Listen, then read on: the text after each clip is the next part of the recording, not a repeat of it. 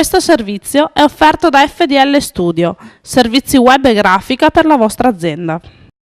Sono state oltre 3.000 le persone accorse alla prima serata del Non Solo Rock di Battaglia Terme per ascoltare le vertiginose acrobazie musicali dei Simple Minds. La band scozzese, con il suo frontman Jim Kerr, ha entusiasmato il pubblico accorso da mezza Italia per ascoltare ed emozionarsi con i pezzi classici del loro repertorio, con le sonorità dei brani dell'insuperabile New Gold Dream e del sempreverde Street Fighting Years, fino ai pezzi della loro più recente produzione artistica.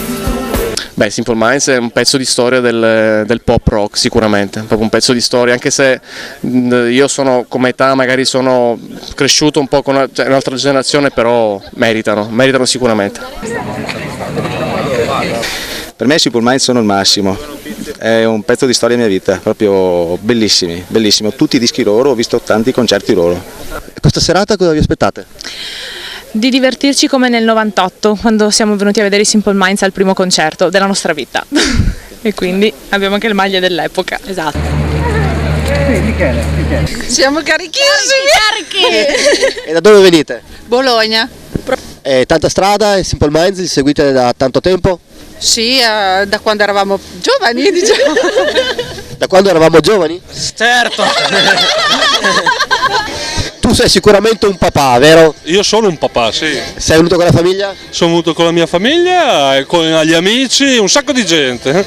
Sono un gruppo che ho seguito, che seguo, ascolto ancora tutte le sue canzoni dopo tanti anni e non mi potevo perdere questo concerto.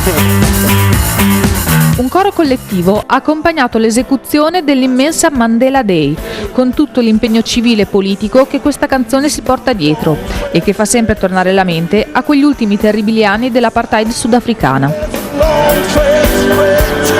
Una notte da ricordare per Battaglia Terme e il Parco Sant'Elena è stata una cornice meravigliosa per questo evento. Il festival musicale proseguirà fino al 14 agosto, alternando band e cover band di altissimo livello musicale, permettendo a tanti giovani di incontrarsi e divertirsi con tanta buona musica e tanto rock. Potrete trovare i dettagli sulle prossime serate sul nuovo sito della manifestazione www.nonsolorock.net e sulle pagine Facebook e MySpace della manifestazione.